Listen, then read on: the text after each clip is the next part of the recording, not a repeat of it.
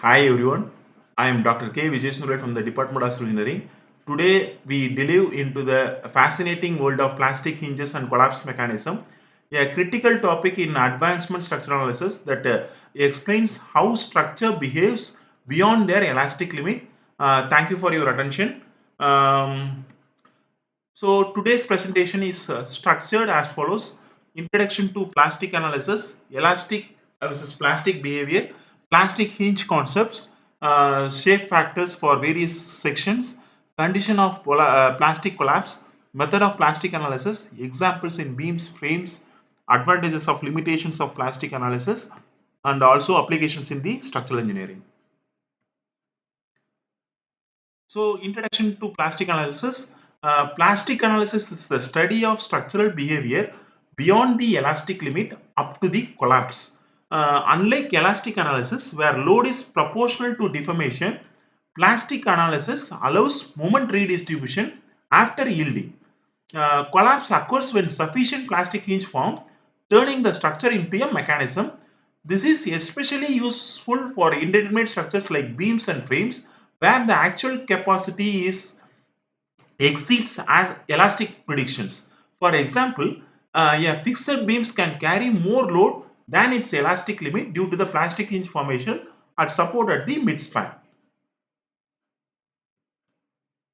Some importance of plastic analysis. Plastic analysis is vital because it predicts structural behavior under various loads like dead load, live load, wind load, and the earthquake load, and ensures safety and serviceability of buildings like bridges, dams, transmission towers, etc. Enables economical design by obtaining member sizes, identifying critical sections prone to higher bending or shear, supports repair and retrofitting of old structure, formation, the basic of structural tools like STAT, ETAPS and SAP 2000, derives innovation in earthquake resistance and sustainable designs. Some various types of load in structure. The dead load, permanent self weight in the structural component like a slab, beam, columns, and wall roofs. Example of the dead loads are up to 3 to 4 kilonewton per meter square. The live load, temporary loads are example furnitures, which is movable load acting during use. So some of the wind loads, horizontal force due to the wind force on the building towers, chimneys, important in tall structures and transmission towers. Earthquake loads, inertia forces during the seismic events. Accumulated snow on the roof is called snow load. Sudden load from the machineries and vehicles are called the impact or dynamic load. These are all the loads applied on the structures. The plastic hinge concepts. The plastic hinge is the theoretical point where the bending moment reaches the plastic moment capacity of the section. Here the member undergoes the large rotation without increasing moment.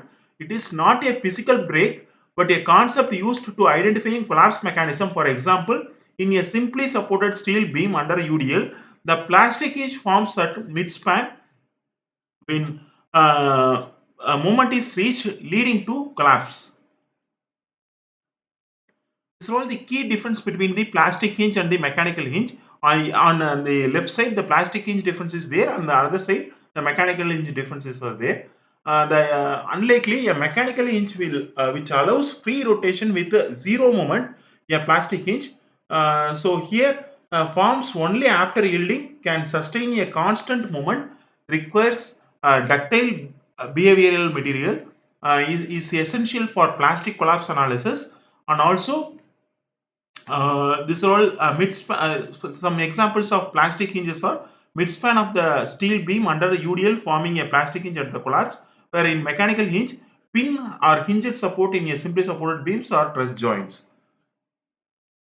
So some of the assumptions relates to the plastic analysis. Material is perfectly elastic, which is called no strain hardening. Plane section remains planes as per the Bernoulli's assumptions. Plain plastic hinges form at the moment. Load at static and slowly applied.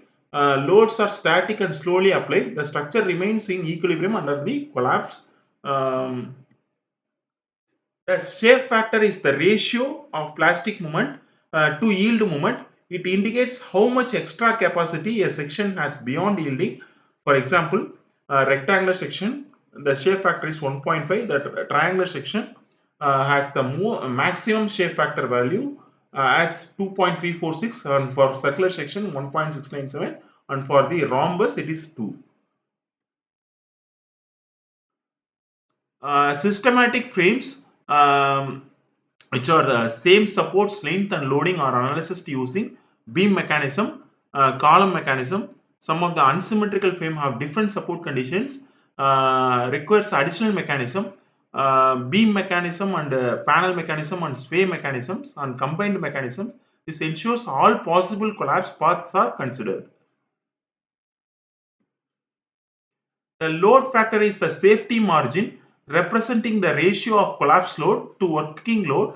A higher load factor means greater safety. It is used in plastic analysis and limit state design to ensure structure can withstand ultimate load without failure. Some of the significance or safety margin of the structure: high load factor used in plastic analysis and the limit state design. The collapse load is the maximum load a structure can carry before becoming a mechanism. It is found using equilibrium static method, kinematic mechanism method, sometimes combined method. So combined method, WC equal to load factor into working load. Some of the significance or the collapse load ensures ultimate safety of the structure. It is always greater than working load due to the safety margins. Condition, plastic hinges formed in the bending moment is maximum, simply supported midspan under the point load of the UDL. Cantilever is fixed at the support midspan, and both the supports have 3 inches. In continuous beam, support and the midspan, portal beam frames, beams, column joints and the column bases.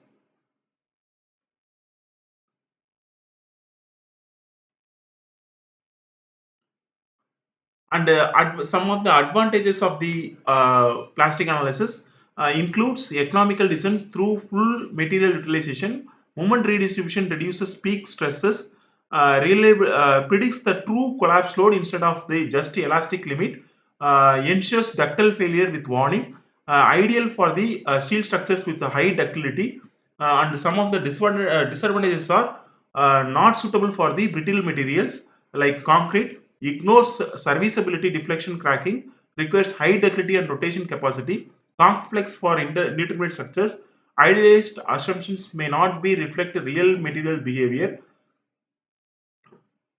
Practical application of the plastic analysis are steel buildings like high-rise frames, bridges, continuous girders, industrial structures, portal frame, pipelines and transmission tower, earthquake resistance designs for energy consumptions.